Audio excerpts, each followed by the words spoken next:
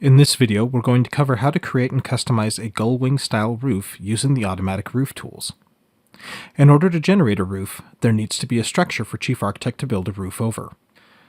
This requires using the Wall tool to create an enclosed room. Once a room is created, Chief will automatically generate a roof over the structure. It is recommended to get the wall positions and ceiling heights set correctly before starting to adjust the roof. Setting ceiling heights and positioning walls are topics covered in several other training videos and in the built-in help for the program. Those topics are beyond the scope of this video.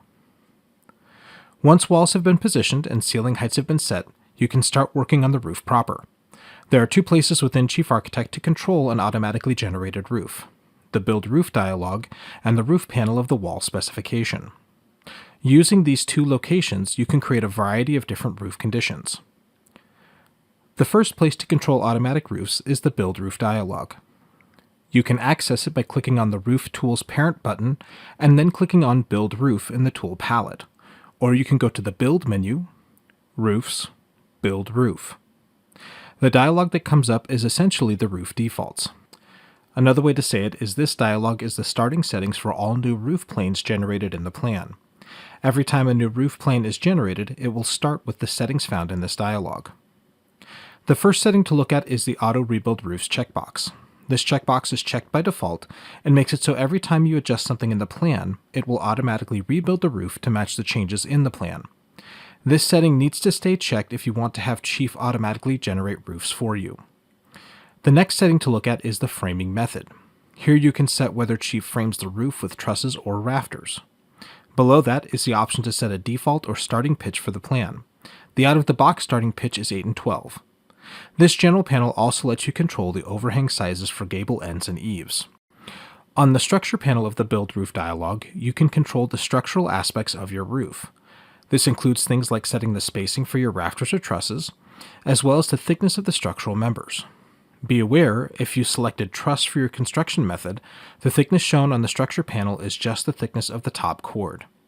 See the Roof Truss defaults in the built-in help for more information about controlling the sizing of your trusses. On this dialog, you can also set the size and depth of your ridge beam, if you're using a ridge beam, as well as your fascia and subfascia sizing. I'll go ahead and click OK to get back to plan view. The other place to control automatic roof planes is the walls themselves. Walls control how the roofs build over them. In this case, I want to build a gull wing style roof. To do this, I first need to set the two side walls of my gull wing roof to be gable walls. To do this, I'm going to click on the left-hand wall, then hold down the Control key, or Command key if you're on a Mac, and click on the right-hand wall. This will select both walls. By doing this, I can make the same change to both walls at the same time. With both walls selected, down on the bottom toolbar, I'll click on the Change to Gable Wall Edit button.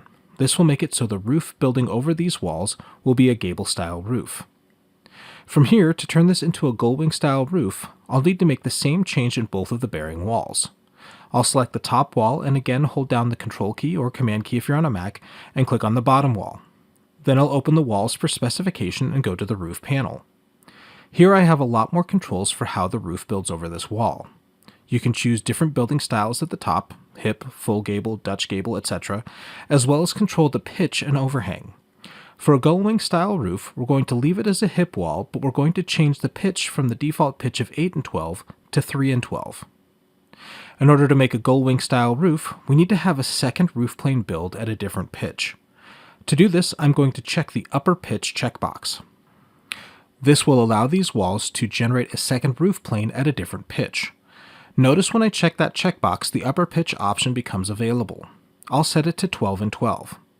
But having two different roof pitches build off this wall isn't quite enough. I also need to control when it transitions from one pitch to another.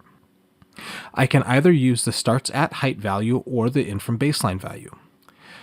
If you're drawing an as-built or have specific height requirements, you can use the starts at height option. Typically, I'll use the in from baseline value. This is how far from the outside edge of the wall framing is the transition. In this case, I want the transition to happen 24 inches from the outside of my wall framing. So I'll set the in from baseline value to 24 inches and click OK.